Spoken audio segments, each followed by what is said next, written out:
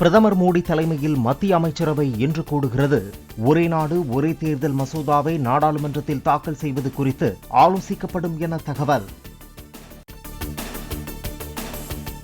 அரியலூர், தஞ்சாவூர், திருவாரூர் மற்றும் புதுக்கோட்டை மாவட்டங்களுக்கு இன்று மிக கனமழைக்கான ஆரஞ்ச் அலர்ட். திருவள்ளூர், கடலூர், திருச்சி உள்ளிட்ட 23 மாவட்டங்களில் ஓரிரு இடங்களில் கனமழை பெய்யக்கூடும் என்றும் வானிலை மையம் தகவல். சென்னை மற்றும் புறநகர் பகுதிகளில் ஒரு சில இடங்களில் கனமழைக்கு வாய்ப்பு. அடுத்த 24 மணி நேரத்திற்கு வானம் ஓரளவு மேகமூட்டத்துடன் காணப்படும் என்றும் வானிலை மையம் தகவல். நீலகிரி, கோவை, தேனி, மதுரை உள்ளிட்ட 13 மாவட்டங்களில் ஓரிரு இடங்களில் நாளை கனமழைக்கு வாய்ப்பு. 16, 17 ஆகிய தேதிகளில் ஒரு சில இடங்களில் கனமழை பெய்யக்கூடும் என கணிப்பு.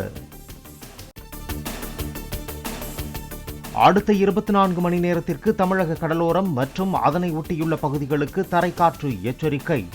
மணிக்கு 35 முதல் 45 கிலோமீட்டர் வேகத்தில் காற்று வீசக்கூடும் என வானிலை மையம் தகவல்.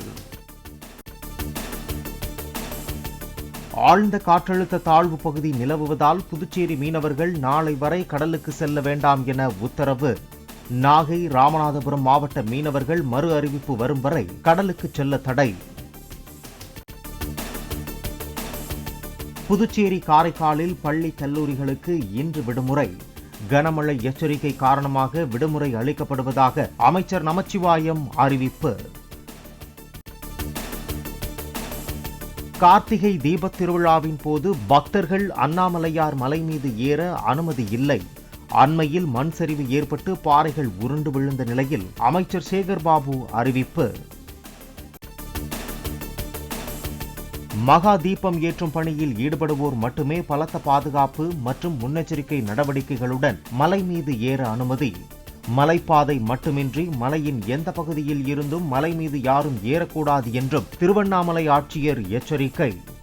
அண்ணாமலையார் கோவிலினுடைய உச்சியில் தீபத்தை ஏற்றுவதற்காக திருக்கோவில் மூலமாக செல்கின்ற பணியாளர்கள், அதுவும் ஒரு கட்டுப்பாட்டுடன் தேவைப்படுகின்ற எண்ணிக்கையில் அவர்களை நாம் மலையேற அனுமதிக்கின்றோம். திருவண்ணாமலையில் கார்த்திகை தீபத் திருவிழாவிற்கான நெய் காணிக்கை வழங்கும் நிகழ்வை தொடங்கி வைத்தார் ஆட்சியர் பாஸ்கர பாண்டியன். மலை மீது ஏற்றப்பட்டு தொடர்ந்து 11 நாட்கள் எரியும் மகா தீபத்திற்காக நெய் காணிக்கை வழங்கும் பக்தர்கள்.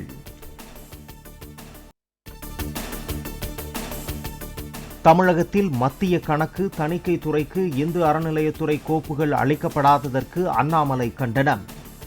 நஷ்டத்தில் இயங்கும் போக்குவரத்து கழகங்களை லாபத்தில் இயங்க வைக்க நடவடிக்கை எடுக்கப்படவில்லை என்றும் விமர்சனம். அதனால் நீதிமன்றம் கொடுத்த தீர்ப்புக்கு எதிராக தமிழக அரசு HRNC டிபார்ட்மெண்ட் சம்பந்தப்பட்ட எந்த கணக்கு வழக்கும் CAG அமைப்புக்கு கொடுக்கல.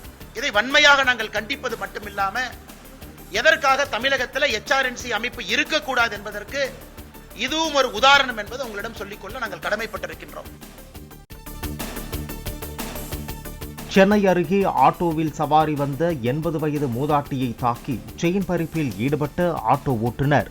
தந்தை என்றும் பாராமல் ஆட்டோ ஓட்டுநரை காவல் நிலையம் அழைத்துச் சென்று போலீசாரிடம் ஒப்படைத்த மகன். ராஜஸ்தானில் 150 அடி ஆழ ஆழ்துளை கிணற்றில் விழுந்த 5 வயது சிறுவன் 56 மணி நேரத்திற்கு பின் மீட்பு.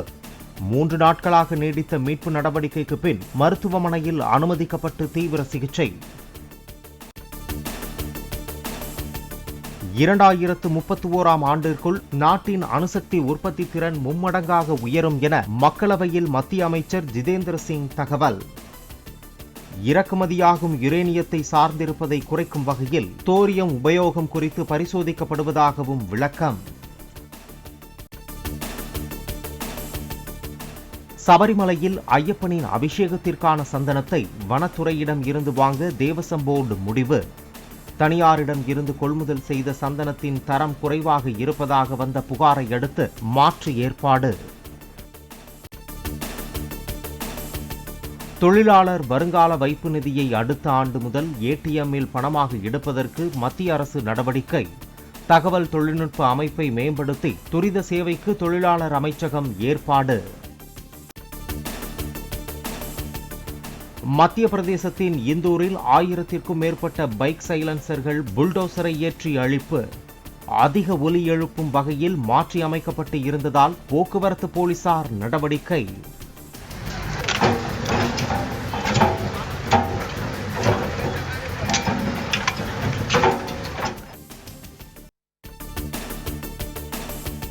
கொசுக்களால் பரவும் மலேரியா காய்ச்சல் பாதிப்பால் ஏற்படும் மரணங்கள் இந்தியாவில் வெகுவாக குறைந்துள்ளது.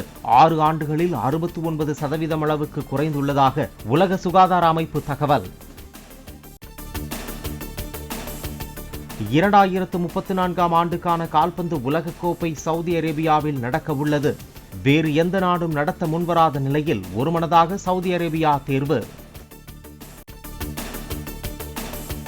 சிரியா அதிபர் ஆசாத் பதவியில் இருந்து அகற்றப்பட்டதற்கு அமெரிக்கா மற்றும் இஸ்ரேலின் கூட்டுச்சதியே காரணம். உறுதியான ஆதாரம் உள்ளதாகவும் ஈரான் உயர் தலைவர் அயதுல்லா அலி கமேனி தகவல். தென்கொரியா அதிபர் அலுவலக வாயிலில் ஏராளமான பூங்கொத்துகளை வைத்த ஆதரவாளர்கள். அதிபர் அலுவலகத்தில் காவல்துறை சோதனை நடத்திய நிலையில் நூதன முறையில் ஆதரவு. தைவானை அச்சுறுத்தும் வகையில் தென் சீன கடலில் சீனாவின் போர்க்கப்பல்கள் ஒத்திகை. ஜப்பானில் ஏவுகணைகளை நிலைநிறுத்துவது குறித்து ஆலோசிக்க அமெரிக்க பாதுகாப்புத்துறை அமைச்சர் டோக்கியோ பயணம். அமெரிக்க ஏவுகணைகள் ஜப்பானில் நிலைநிறுத்தப்பட்டால் பதிலடி கொடுக்கப்படும். ரஷ்ய வெளியுறவுத்துறை அமைச்சர் மரியா ஜக்கரோவா அறிவிப்பு. பல்வேறு நாடுகளில் வாட்ஸ்அப், ஃபேஸ்புக், இன்ஸ்டாகிராம் போன்றவை தொழில்நுட்ப பிரச்சினை காரணமாக முடங்கின. ஃபேஸ்புக் 50,000 பேருக்கும், இன்ஸ்டாகிராம் 23,000 பேருக்கும் முடங்கியதாக தகவல். ரிலீஸான 6 நாட்களில் 1000 கோடி ரூபாய் வசூல். அல்லு அர்ஜுனின் புஷ்பா 2 திரைப்படம் புதிய சாதனை. ஹைதராபாத்தில் நடைபெற்று வரும் குட் பேட் அக்லி படப்பிடிப்பு தளத்தில் நடிகர் அஜித்குமாரை சந்தித்தார் யோகி பாபு. அஜித் யோகி பாபுவை தொடுவதை தவிர்த்தார் என்ற தகவல் பரப்பப்பட்ட நிலையில் அரவணைத்து புகைப்படம் எடுத்ததாக தகவல்.